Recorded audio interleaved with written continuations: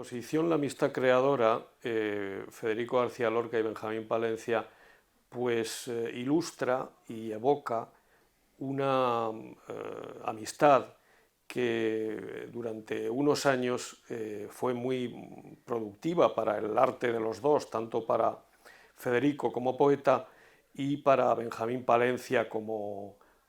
pintor. Hay que darse cuenta que nos referimos a una época, fundamentalmente los años que van de 1925 a 1932, o sea, en plena época de las vanguardias españolas, en la que la amistad entre los pintores y los poetas, los escenógrafos, los escritores, los músicos, es muy estrecha y además es muy productiva. O sea, los artistas habían desdibujado o habían confundido los perfiles artesanales o gremiales que los ataban a sus respectivas disciplinas y habían aspirado a lo que era la obra de arte de vanguardia, que era un poco la obra de arte total. Por eso es muy frecuente la amistad entre sus miembros, ¿no? Entre los miembros de la vanguardia española. En el caso de Federico y Palencia, esa amistad nace aproximadamente en torno a 1925, que es por otra parte una fecha decisiva para el arte moderno español, porque en ese año se fundó la Sociedad de Artistas Ibéricos, cuyo manifiesto firmó Federico García Lorca apoyándolo, sociedad a la que pertenecería Benjamín Palencia y en cuyas exposiciones participaría. Y es una amistad que se prolonga durante aproximadamente 6 o 7 años. En la exposición queda atestiguada por las cartas y por los documentos que se conservan en el archivo del Centro Federico García Lorca, que son unos documentos, unas cartas muy elocuentes, y finalmente concluye, al menos en el recorrido de la exposición, con la incorporación de Benjamín Palencia al proyecto teatral de Federico La Barraca, del que sería director artístico y autor de algunos de los montajes más conocidos, por ejemplo, de La vida es sueño. En la exposición se exponen los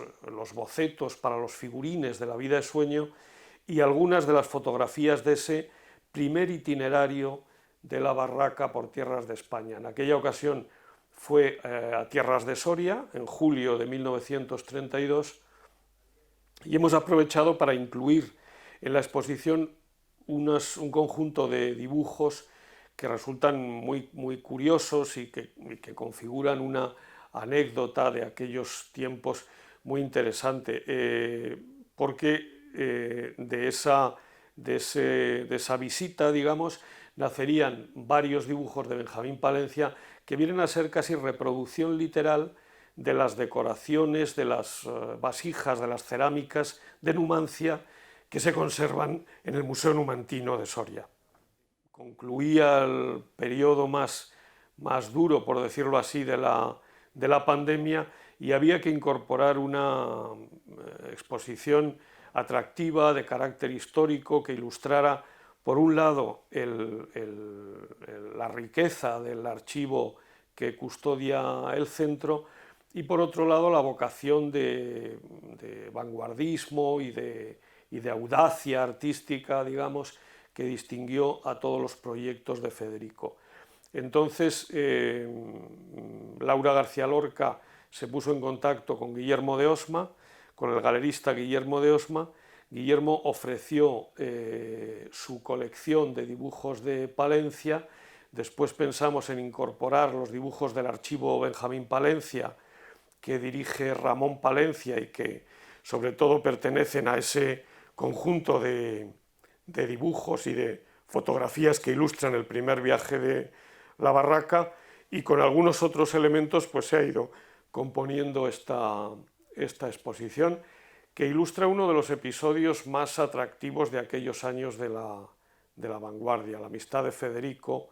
y Benjamín Palencia fue muy singular, muy productiva para ambos y además es muy reflejo de la época en la que se desarrolló. De la lectura de las cartas Tristemente no disponemos de las de Palencia a Lorca porque se perdieron, ¿no? Salvo alguna nota, alguna carta muy breve. Pero de la lectura de las cartas se desprende un poco el clima de la época. El clima de la época entre los artistas, entre los pintores y los poetas estaba lleno de, sí, de frescura, de audacia, de inauguración de un tiempo nuevo.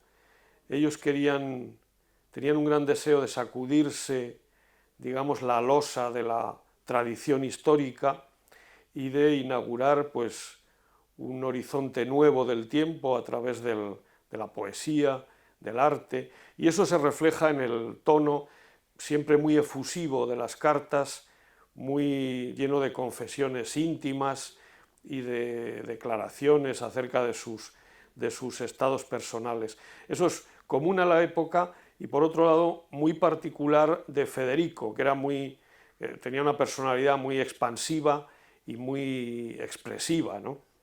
Yo creo que la exposición en fin, cumple perfectamente los objetivos del Centro Federico García Lorca, al menos en una de sus vertientes, como es la de difusión y la de ofrecimiento a la investigación del archivo histórico, ¿no? Yo creo que puede servir de lema del Centro Lorca y desde luego de invitación a los artistas, a los creadores en general, para contemplar estas obras y percibir ese clima de la época con, en fin, no diré que con deseos de replicarlo, pero sí como fuente de inspiración, ¿no?